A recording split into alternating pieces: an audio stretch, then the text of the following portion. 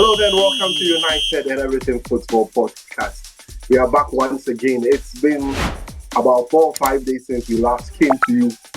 And you know why? The team just Erik HAG just the kill vibes. Need any players or then just the kill vibes. Oh yeah, here once again. I'm here with Kwame Chukwuetiako. And we are joined once again by Sicho. Sicho is back on the podcast with us. Ready to fire Erik HAG. Or are we going to give the story to him?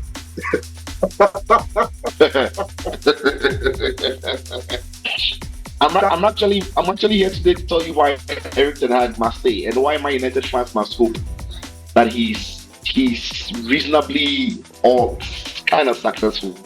See, if everybody's going right, that's how you think. Oh no! I want to believe that's just sarcasm. Right there. I want to believe that. Look, I'm here to tell you why Erik HAG has to, I'm here to tell you why INEOS can't sack Erik HAG now. And I'm here to tell you why. Okay, guys, thank you very much. We'll be listening to Sicho on that. Kwame is also here. We'll be looking at the game that we played against FC Porto and preview the game. But there's a lot of news that has been coming. Serge Ratcliffe has been speaking. And also there is news that the big shots will be having a meeting on Tuesday, that Avram Glazer, Serge Ratcliffe, the football leadership, and all the people that you know at Manchester United will be having a meeting on Tuesday. We'll be discussing all of that here. Remember, if this is your first time joining us, remember to hit the subscribe button and hit the notification bell. It's always a pleasure to come to you in your various forms. Okay, so let's take a quick turnaround. When we come back, we'll delve straight into the issue to know exactly what's happening around the club, Manchester United.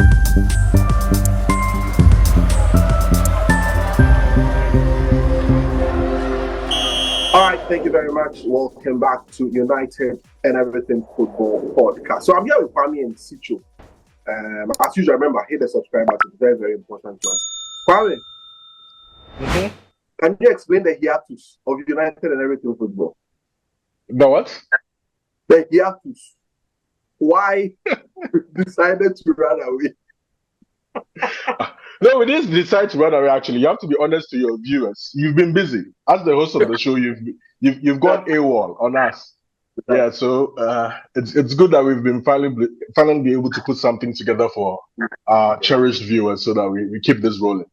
As you can see, I'm not in my studio. I'm in an improvised. It tells you that I've been away. I've been on the road doing a lot of things. So please bear with us. We are sorry for being away. Kwame, let's discuss. United 3, Porto 3. What happened? Chaos. It was just pure chaos. This game reminded me of the number of European games we played last season. It was very typical of the Galatasaray game, if you can actually remember. Very chaotic, all over the place. We started off actually fine. The lineup was fine. We started off actually fine, but then whatever we've been seeing over the course of the season read its head right after 15, 20 minutes of the game. We were defensively all over the place, very easy to play through. They were creating chances for fun. They pulled back a 2-goal lead. How often have we given up a 2-goal lead under Erik HAG? Countless times. It happened again. And I don't think anybody was shocked. We go into the second half, and before we could say Jack, we concede a very quick goal right after the break. You wonder what they talk about in the dressing room during recess. And some way, somehow, we go down to 10 men because our captain loses his head once more, and we pull something out of the hat. You see, that's the thing. When he's on the verge, something seems to happen. Something weird seems to happen. That sort of gives him a lifeline. He just keeps on going. We had a 3-3 draw. It's 2 points from 2 games in the Europa League.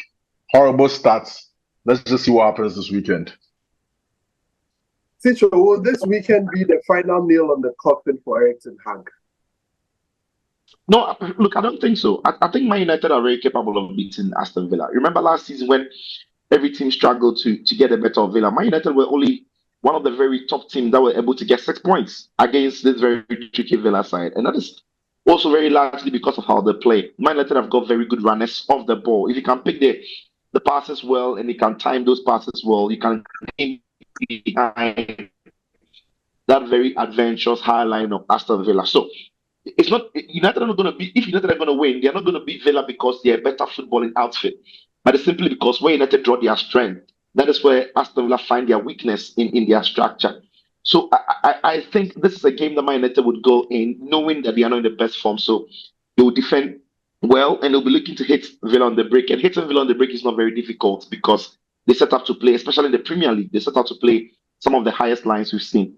Their line is very, very tidy. They can catch you offside a lot of times, but if you can time those runs well, if those runs start deep and they don't start on the line but start deep, you can very much get in behind them. And so when you've got Hoyland, when you've got Amad Diallo, Garnacho, Marcus Rashford, you've got a chance of getting in behind Villa and maybe causing them problems. So I'm not going to straight away say that obviously Villa are going into the game looking like their favorite, but United have got the weapons to help head Villa on a good day. What's happening to Erik Ten Hag? I know you've discussed a lot of Erik Ten Hag. What's happening to him and his team? A lot of people felt that there has been changes. I mean, in terms of the way they are controlling games. In majority of the games that United have played, check the ball possession stats, and United have controlled or had a lot more of the ball, but created a lot more chances. But it looks like it's still not clicking. The team seems to fall apart at the slightest setback. What do you think has been the problem?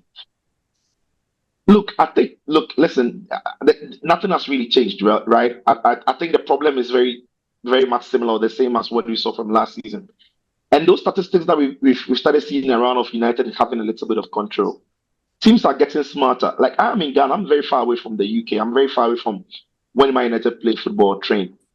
But if I was a coach, one of the things I was really going to do was to get United to hold on to the ball for maybe 30 to 40 seconds before I really try to win the ball off them.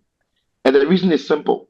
Anytime United have had any meaningful possession, if you're able to win the ball off them, the team is so disorganized that you have your greatest chance of finding all the space in the world to beat Man United when they've just lost the ball, right? Because they have no rest defense.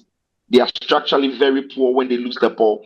And when they have the ball, positions that many players in that team pick exposes Man United as soon as they lose the ball. So I don't think it is Erik Ten Hag who has necessarily got a team to hold on to the ball a lot more and find more possession. I also think maybe teams are beginning to realize that if they leave United to hold on to the ball a little bit, draw them into certain zones and try to win the ball off them in those spaces, they can really quickly get in behind Man United and get goals. And you've seen that when Man United have the ball for 20 seconds, 30 seconds, as soon as they lose the ball, the next 10 seconds, it's most often leading to a good chance for the opponent. So it's that the opposition wouldn't pick a good pass, they wouldn't cross the ball well, they wouldn't shoot well. But if it's a high quality opposition, they tend to score as soon as they win the ball. And in fact, in the Europa League game, that first goal or the second goal, the header from Samu, right? As soon as Man United are trying to defend and everything, they lose the ball gets to the left hand side. The ball goes to the Man United are not ready for it because players are backpedaling. And we saw it against Spurs. We saw it against Liverpool. When Man United tried to play a little bit, and then the team wins the ball off United, straight away they are scoring. So it could be that teams are allowing United to enjoy possessions in spaces where they know that as soon as they pick the ball off them, they are going to score. The other thing too, it must be said, is that there are two players in the United backline now who at least keep the ball more than it would have happened last season. So Mazraoui in the build-up is very good. He's not panicking. He's not looking to play the ball quickly. He's looking for the right moment. So Mazraoui takes an extra second on the ball. Deletes. If the ball is on his right foot, he's comfortable enough to take an extra second, wait for the right moment. So you've got those two components as well, helping Man United to keep the ball at least in the first phase. But altogether, I think more teams are allowing United to keep the ball more and bring it into the midfield. And when they win it off there, straight away they are on the attack. Very interesting thoughts from Sichu. It looks as if we are easily read, and we counter. We are easily to counter against in terms of the way we shape up and the way we want to play our football. But Kwame, if you are INEOS, if you are Umar Barada, if you are Dan Ashworth, if you are Jason Wilcox, or whoever within the hierarchy, what would be in your thinking right now with respect to Erik ten Hag? So information came out today concerning our owner. Our owner gave a briefing as to what he thinks of the coach and what he said a few. Honest, you are too honest now. You see, there's always been the ever silent owners who never say anything. So I'm never going to make reference to them. Now the owner with the face, Sergio Ratto, and the voice, the one who shows up. he made a few telling points, but then it's hard to read what he's saying because you may think he's being diplomatic about it, but you can sort of pick off what he's trying to say. The first thing he said is he likes Erik ten Hag as a coach, but now he is not the one going to make the decision. That's where the diplomacy comes in. But he has hired people to make that decision. Here's where it gets tricky. He says these people have not been here for a long time. They just walked through the door. So they would have to sample some sort of data and over time come to a sensible decision. Yeah. What I took from this is these people are football people who are supposed to take very good football decisions, but they're not going to be in a hurry to make hasty decisions. Mm-hmm. What that tells me is, despite the fact that I feel Erik ten Hag has hit a wall here, I feel they are going to give him more time. It's against popular opinion right now because everybody thinks it's the end of the road. I do agree with that. See, like I said in our previous recordings, we've seen this movie before. This is not the first time you've seen a manager gets to this extent at this football club and nothing seems to be working, right? It's easy to pull the plug. But I think after INEOS have done all this restructuring, gotten all these new people in, just a couple of weeks ago, they were publicly backing him. Ashworth came out to publicly back him. Omar Barada did same in a very long statement for the club. I don't see a quick turnaround happening anytime soon. And then it makes them look as if you people do not know exactly what you're doing. It's been well documented that over the summer, before all these appointments were made official, the club was looking in to replace the coach. They decided to stick with the coach. They decided to bring all these people in to officially start work. And they've barely hit the ground running. It's been less than 2 months since officially the whole team was put together. This is why I still think that despite, like I said, contrary to popular opinion right now, I still think Erik ten Hag is still going to get more time than most fans think, irrespective of the meeting that's going to take place in a couple of days. Sicho, given that they wanted to replace it, and the point that Kwame is making, what do you think would be going into the mind of the decision makers with respect to Erik ten Hag?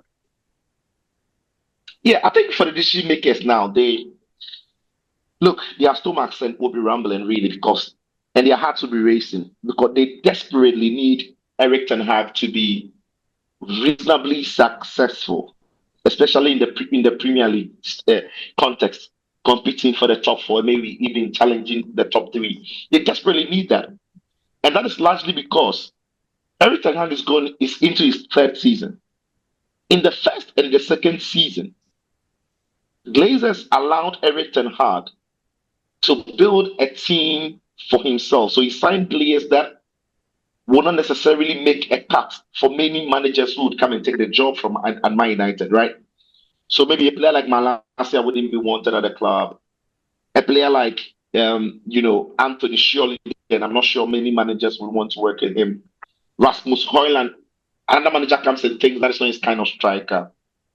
Even Martinez, who has been good, very good for him, might not make the cut for another manager for centre back, but fits Erik ten Hag. So when you look at even Delete to a large extent, so when you look at the players that he's brought in or Man United have brought in, they desperately need Erik ten Hag to be somewhat successful because if he fails as he's doing, everybody in this club might have to leave, just like we said when Erik ten Hag came into the club. So remember when Erik ten Hag came into the club, the conversation was, we need to get Mourinho, LVG, all the players who were not his players out of the club to suit the way Ten Hag wants to play. 2 years on, he signed so many players who should be his players, who are not being successful. And unfortunately for Man United, most of the players he signed aren't world class, which means there is room for another manager to say, I don't want that player, I don't want this player. A typical example is if you have a Harry Kane in your team, no reasonable manager walks into the club and says, I can't use Harry Kane. Who are you? Because he's a world-class centre forward. So you can't say, I don't want to use Harry Kane, but bring me Oli Watkins or bring me another striker, because on top of the strikers list in the world, Harry Kane is right up there. He's brought in Anthony. Anthony is not Vinicius Jr., who is one of the best wingers in the world, that you can say that if another manager walks through the door, he cannot specifically say Vinicius not good enough. We have players in Man United who are all tailored to Erik ten Hag, who another manager walks through the door and tells you, think about it. Let's say Thomas Tuchel picks the Man United job. All of a sudden, Mazraoui might not be comfortable. And all of a sudden, Tuchel might not fancy Mazraoui. He might not fancy Dele. He might not fancy Joshua Zexi. Then what happens? He might not fancy Ugarte. And what happens? Basically, we start all over again. Basically, we start all over again. And that's my point. My point is, the players Erik ten Hag has signed, these are not world-class players who would walk into every manager's game plan. These are players who are very subjective to any manager who walks into the club. Any manager at all. Think of any manager in the world and look at the group of players United have assembled now. And you can pick about 6 of them who might not fit the next manager's plan. And that is why INEOS would hold on, would pause, and be asking the questions. That yes, it might cost 70 million to sack Erik ten Hag. Surely we can pay that over the period, but its repercussion on the squad in itself might cost 400 to 500 million, because they might need to sell and they might need to buy for the next manager. So it's not an easy decision. And that is why, even though I've said ten Hag is not good enough, I have said that it's going to be difficult for INEOS to sack Erik ten Hag right now. Where do we go from here? We have to ride another storm if we have something in us to be able to hold, give us some hope to ride another storm. You have to find it from somewhere. Each and every single fan has to find some metal from somewhere to be able to withstand the storm that's coming. Because see, the fixtures don't even get any easier. I'm tired. We've not spoken in depth about the fixture ahead of us, the Villa fixture, what's going to happen, and blah blah blah. It's almost like we've skipped that to what's going to happen over the international break with our coach. But see, the Villa game, it's a banana peel. But historically, it's not supposed to be a top fixture. It's not supposed to be. Villa Park is like our second home, actually. We barely lose there. Over the past 4 meetings with Unai Emery, who is on top of everybody's best coach of the world list right now, we've beaten him 4 times in a row, to be honest. Like, we've actually won 4 straight games against him since he came to England. I think he won the first one and we've won the last 4. We should be going there with confidence, but we have our own problems. So it's not really about Villa for me. It's more about what state of mind is this team in? How is all the rumors around the coach? It feels more like the FA Cup final all over again. Like a final throw of the dice. What's going to happen? If he loses, he may lose his job. If he wins, he keeps his job. We are back to where we were a few months ago. So what state of mind is this team in? Are they going to pull off another one for this coach? Where they go like, when you are on the brink, we've got your back here. They pull out a masterclass, win another league game, and then over the course of the international break, nothing really happens. Or we go there, we lose so embarrassingly, like we've lost against Spurs, like against Liverpool, and then the next 2 weeks is just what decision is INEOS going to take, right? So we're just back to, we've gone full circle. I've been saying, we are stuck in a loop. We take 2 steps forward, and then the next thing you know, you're back where we started. So we are back where we started. Yeah.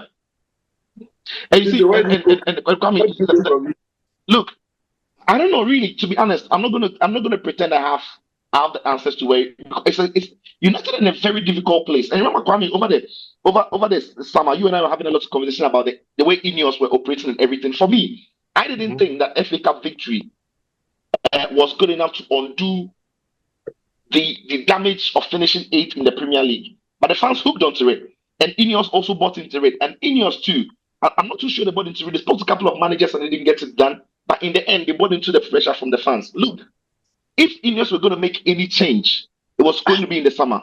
Because they didn't have to buy the players that they bought for Erik and HAG in the summer. Zegzi, Ugarte, Delete, Mazrari. But now they've brought in more players for him. And so, look, I don't have the answers. I don't have the if they sacked Erik and HAG over the summer, it would have been easier. Because then Anthony is not good, blah, blah, blah. A new manager comes and it's easier to restart. But you've gone to a third summer and you've got more of his mess. And the players who have come have not necessarily shifted the team to another pedigree. So I don't have the answers, to be honest. They're in a difficult place right now, and they would definitely just be hoping that Erik is somewhat successful. There's another side to it. When you can look at it from that angle, but look at it from this angle. INEOS sack the people's choice, in quotes, right, over the summer. They bring in a new manager, right? And things don't kick off well, assuming they bring in a Tuchel. Because they were publicly after Thomas Tuchel. They get Tuchel in. They went to him, they went to meet him, They get his players, and the season starts off to an iffy start. 2 wins and 5. That's what's going to happen. The fans go like, you got rid of our choice, new owners, right? You go and bring in somebody who is not our popular choice, and you get off to this iffy start. They go like they bang on. You're just like the Glazers. There's no difference between you and the Glazers. You've gotten off to such a horrible start, and the pressure doesn't even just build on the manager, because this is what it is now. As things stand, it's almost like universally fans are more like, we're not looking at the squad anymore. We can't be blaming the squad every single time for getting a manager sacked. It's no longer about it, because this is your squad. They're not looking at INEOS per se for, you know what, you've not backed this manager, you've not signed these players for him. Like how we blamed Ed Woodward and the rest for not getting certain players for certain managers at certain times. They've done their bits. The only thing left is for your choice, the people's choice, to also do his bits. And if he's not doing his bits and we pull the plug on him, the fans can't say, you guys did not take the right decision. They took the right decision for us. I agree. And in the end, it did not work out. And then they pulled the plug. INEOS is in a good place. The part where there's a problem is the point you brought before, which has to do with the squad itself. Because they have gone for a lot of young players under Erik ten Hag, a lot of them. Players who are not nowhere near their peak yet. They have a lot of developments to do. So the next thing is, are you going to get in a coach who would come in and continue to try and develop these players to become world-class players? Or you come in with a coach who has this mentality of, we need to win now. This player doesn't cut it. You need to get rid of this. And that's where the problem comes in with trying to refresh the squad.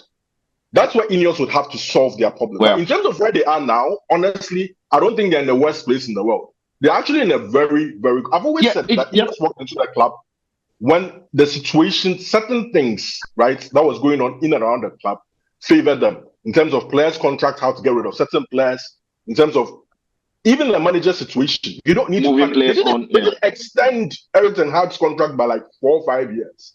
You know what I'm saying? They just literally triggered his just by the 1 year extension. The 1 year. It's such a calm, cool situation for them where fans can't turn around and point fingers at them and go like, you guys did not do what we actually want. They've done exactly what we want. I thought the majority of the fans got what they wanted. There were very few of us who thought that it was a mistake. And for the few of us, for most of the fans who were swept away by the FA Cup victory, because look at this, think about it. The FA Cup victory, that final, is just that one game against Man City.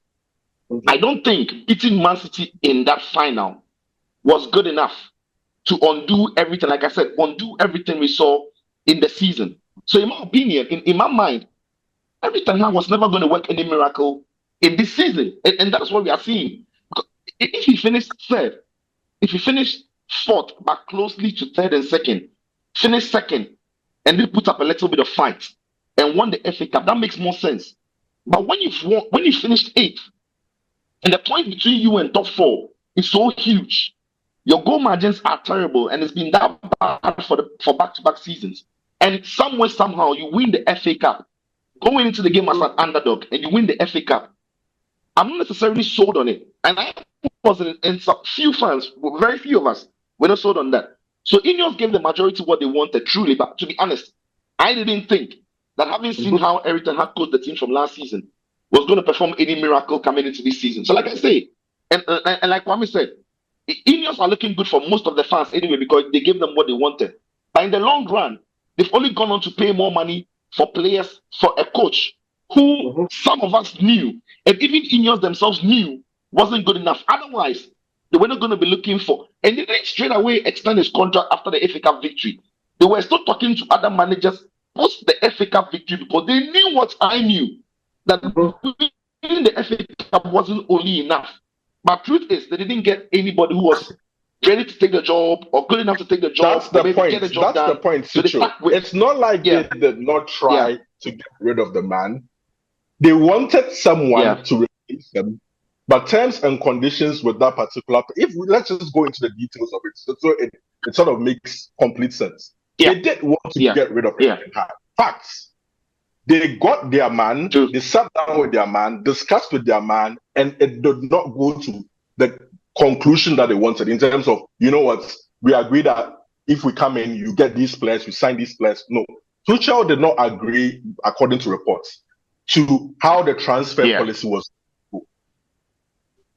What's this transfer policy? The transfer policy dictates that sole responsibility does not fall on the manager with respect to the kind of players that we are going to buy.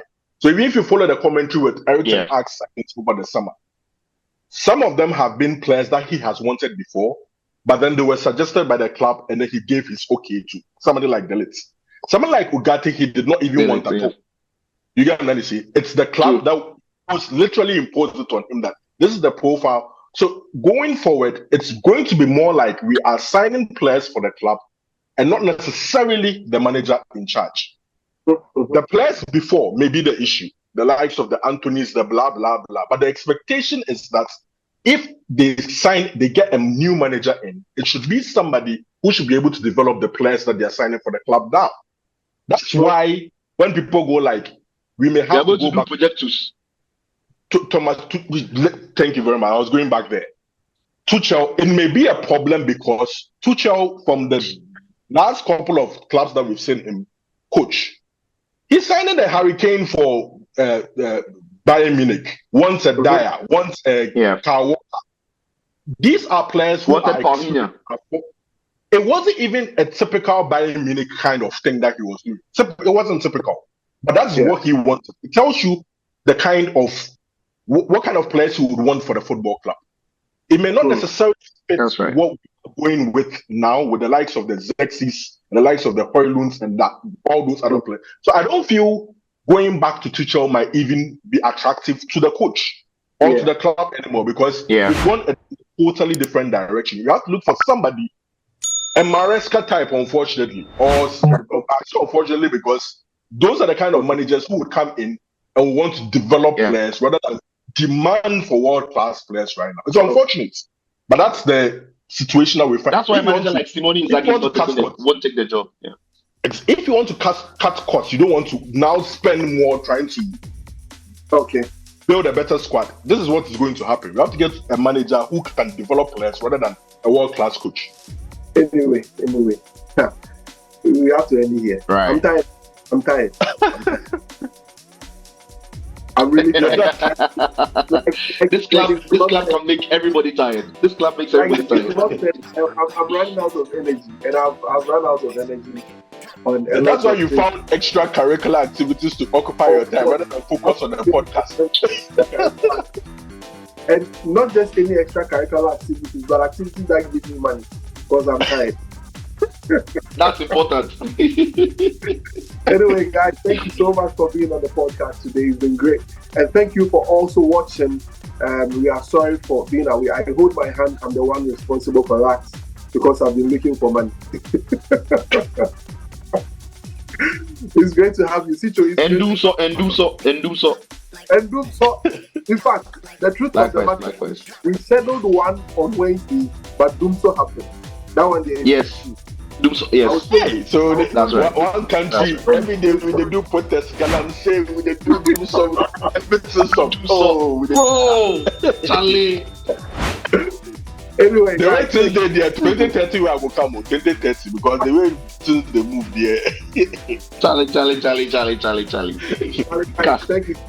Thank you so much for being on the podcast. We see you on the next one. Great time. Right. Thank you. Bye. I've seen in the last a year and a half. Over a year. Then he's played that game in 45 minutes. You take him off. At 2-2, me I have a problem if you want to rest him. But you can't be thinking of the next game when there's a game to be won. At 2-2, you are taking your best attacker off. When Amad Diallo throughout the whole game was off. And it was at that point I knew he had lost his mind. Charlie! See, when Rashford was poor, right? That time, if you know the Sabamo. Yes. You the player. You the player. From the rotation. I just said above the whole. I have a friend who says the club is scared. It be spiritual. And he says it be spiritual because he can't understand why supposedly wise men all of a sudden start making stupid decisions at our club over the past 11 years. Yeah. I feel say be spiritual, serious. Honestly, don't be petty like that. It doesn't make sense. Yeah, Jimmy. Charlie, we go do some Chelsea go win. You go do some Chelsea go win the league before my go win again. You keep trolling them that it be never a protector. It be never a protector. But they won't win. They won't win anything. Don't worry. We almost sir. My eyes can do nothing. Oh my life. Charlie, we go link. All right. All right.